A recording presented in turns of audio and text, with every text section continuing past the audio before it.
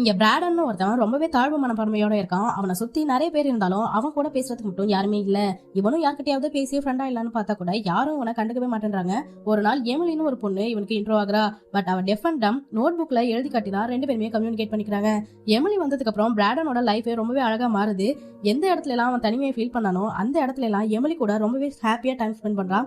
Emily கூட அவன் life long travel பண்ணணும்னு நினைக்கிறான். அவள்கிட்ட இதுக்கு முன்னாடி நீ எப்பவாவது பேச ட்ரை பண்ணிருக்கியான்னு கேட்டா இல்ல, மத்தவங்களா என்ன பார்த்து சிரிப்பாங்கன்னு சொல்ல பிராடன் நான் சிரிக்க மாட்டேன்னு சொல்றான். ஆனாலும் கூட அவ பேச தயாரா இல்ல. ஒரு நாள் எமிலிய பாக்குறதுக்காக பிராடன் வரப்போ அவ பக்கத்துல வேற ஒருத்தன் வந்து உட்கார்றான். அதை பார்த்துட்டு தப்பா நினைச்சிட்டு அங்கிருந்து போயிடுறான். அதுக்கப்புறம் பிராடனை பார்க்காததால எமிலி அவனுக்கு மெசேஜ் பண்றா. அதை கூட அவன் இக்னோர் பண்ண ஐ மிஸ் யூன்னு டைப் பண்ணி அனுப்புறா. அதை பார்த்து இவனுக்கு ஒரே குஷி ஆயிடுது. சரி எப்படியாவது அவள்கிட்ட ப்ரப்போஸ் பண்ணிடலான்ட்டு போக அங்க அதே ஆளு அவளை கிஸ் பண்ணிட அவனை அடிச்சிடறா. பட் அதை அறகுறையா பார்த்தவன் ரொம்பவே மனசுடைஞ்சு போயிடுறான். கிளாஸ்ல கூட கான்சென்ட்ரேட் பண்ண முடியாம தவிக்கிறான். இப்ப பாத்ரூம் பக்கம் போய் கொஞ்சம் ரிலாக்ஸ் பண்ணிட்டு வெளியில வந்தா எமிலி நிக்கிறா. ஆனா அவனை பார்த்தும் பார்க்காத மாதிரி போக அவ பிராடனை கூப்பிடுறா. அவளோட வாய்ஸ் கேட்டு திரும்பி பார்த்தா அவ கஷ்டப்பட்டு பேச ட்ரை பண்றா. நான் அவனை அடிச்சிட்டேன்னு சொல்ல அதை கேட்ட பிராடனும் உன் வாய்ஸ் ரொம்பவே அழகா இருக்குன்னு சொல்லி சைட் லாங்குவேஜ்ல மூலமா அவனுக்கு ப்ரப்போஸும் பண்றான். இந்த நிமிஷத்துக்காக வெயிட் பண்ணிட்டு இருந்தா எமிலியும் ஓடி வந்து அவனை ஹக் பண்ணிக்க ஸ்டோரியும் முடியுது.